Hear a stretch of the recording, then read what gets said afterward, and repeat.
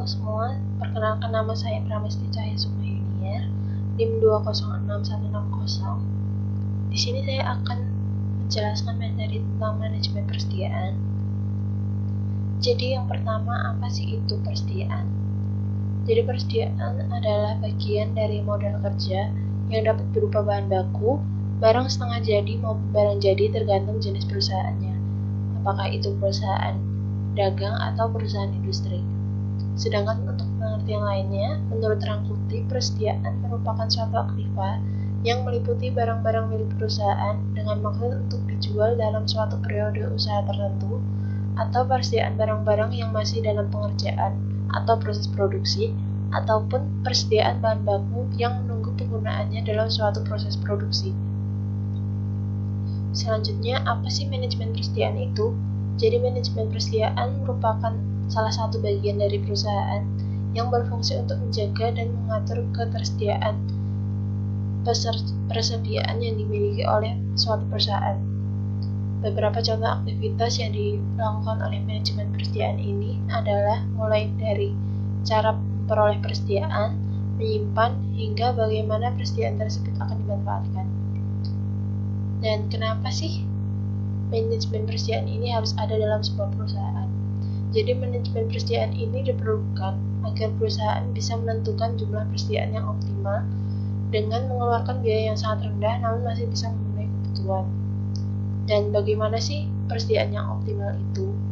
Persediaan yang optimal itu adalah persediaan yang tidak berlebihan dan juga tidak kurang. Karena apabila persediaan yang tersedia jumlahnya berlebihan, maka persediaan akan menumpuk di dalam gudang dan akan menyebabkan besarnya biaya penyimpanan. Dan jika persediaan yang tersedia itu kurang, maka itu akan mengganggu proses produksi yang ada. Dan untuk itulah maka harus ada manajemen persediaan. Selanjutnya ada fungsi manajemen persediaan. Fungsi manajemen persediaan itu diantaranya yang pertama adalah menyediakan pasokan bahan atau persediaan yang berkelanjutan bagi produksi. Yang kedua, mengantisipasi jumlah persediaan yang hanya tersedia musiman, sehingga saat persediaan musiman tersebut sedang tidak ada, perusahaan tetap memiliki persediaan yang cukup. Dan yang ketiga, menentukan kuantitas persediaan yang harus disimpan untuk dijaga-jaga. Yang keempat, menyesuaikan pembelian dengan jadwal produksi. Dan yang kelima, mempermurah biaya pemesanan. Selanjutnya ada faktor yang mempengaruhi manajemen persediaan. Yang pertama, ada jumlah dana yang tersedia. Jadi ketersediaan dana yang dimiliki oleh perusahaan ini sangat berpengaruh terhadap prioritas pembelian persediaan. Jadi suatu perusahaan ini harus dapat memutuskan mana barang prioritas atau yang penting untuk dibeli terlebih dahulu dan mana barang yang dapat ditunda untuk pembeliannya. Dan yang kedua, terdapat lead time atau waktu tunggu, yaitu waktu tunggu barang dari kita memesan sampai dengan barang tersebut kita terima. Yang ketiga, ada frekuensi penggunaan. Frekuensi penggunaan persediaan itu berbeda-beda. Jika semakin besar persediaan itu digunakan, maka semakin besar pula persediaan yang perlu kita kumpulkan di gudang. Selanjutnya ada daya tahan persediaan.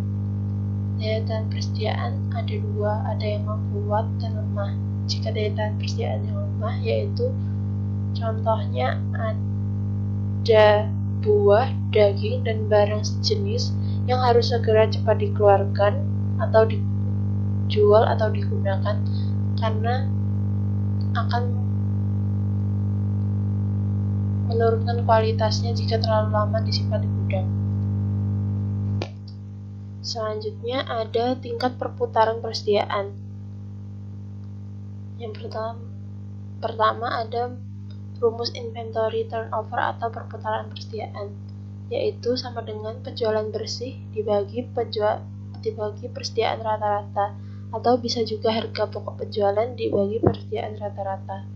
Selanjutnya ada rumus persediaan rata-rata, yaitu persediaan awal ditambah persediaan akhir tahun dibagi 2. Dan yang terakhir ada rumus hari rata-rata penyimpanan barang di gudang, yaitu sama dengan 365 hari dalam setahun dibagi inventory turnover. Berikut adalah contoh soalnya, yaitu pertama, persediaan barang per 1 Januari 2017 yaitu 20 juta, pembelian selama tahun 2017 380 juta, persediaan barang akhir tahun 2017 40 juta, dan harga pokok penjualan 360 juta. Hitunglah inventory turnover dan hari rata-rata barang disimpan di gudang. Untuk menyelesaikannya, yang pertama kita harus mencari rata-rata persediaannya dengan cara menjumlahkan persediaan barang di awal tahun dan juga akhir tahun, yaitu 20 juta ditambah 40 juta dibagi 2 sama dengan 30 juta. Setelah itu, kita mencari inventory turnover-nya, yaitu sama dengan 360 juta dari harga pokok penjualan dibagi hasil dari rata-rata persediaan, yaitu 30 juta sama dengan 12 kali. Serta untuk hari rata-rata barang disimpan di gudang sama dengan 365 hari dibagi 12 sama dengan 30 hari. Selanjutnya, pendekatan metode manajemen persediaan.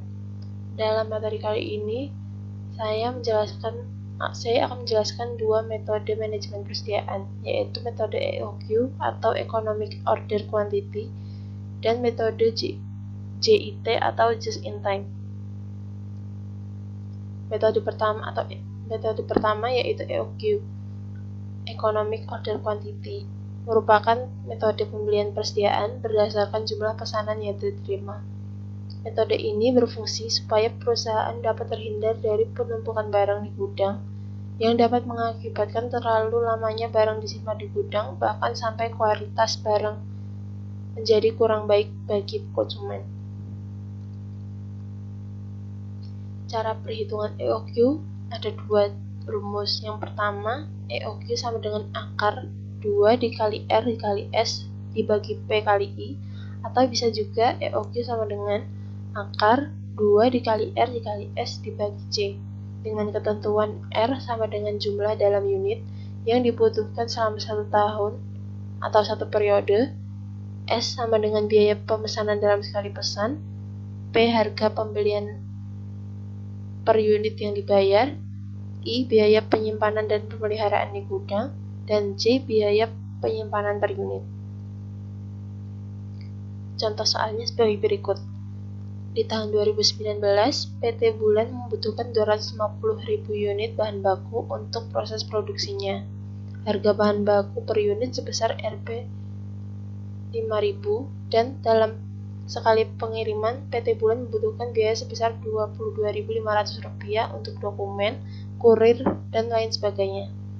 Biaya penyimpanan sebesar 25% untuk setiap barang yang disimpan. Jadi, berapa pemesanan ulang EOQ yang dimiliki PT Bulan dalam setahun? Untuk penyelesaiannya, yaitu EOQ sama dengan akar 2 dikali 250.000 dikali 22.500 dibagi dengan 5.000 dikali 0,25 sama dengan akar 9 juta dan hasilnya sama dengan 3.000 unit. Berarti cara pembelian yang paling ekonomis adalah pembelian bahan sebanyak 3.000 unit dalam sekali pesan. Dan karena kebutuhan materialnya dalam setahun yaitu 250.000 unit, maka perusahaan tersebut harus memesan 83 kali dalam 1 tahun. Selanjutnya ada EOQ dengan safety stock. Jadi, jika perusahaan menetapkan jumlah minimum persediaan yang harus ada di gudang atau biasa disebut dengan safety stock, maka jumlah barang yang ada di gudang sama dengan EOQ ditambah safety stock.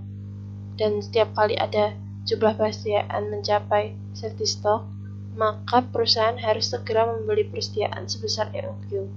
Contohnya, Hitunglah besar jumlah barang yang ada di gudang bila ditetapkan safety stock sebesar 25. Maka menghitungnya sama dengan EOQ ditambah safety stock. Contohnya EOQ-nya sama dengan 300.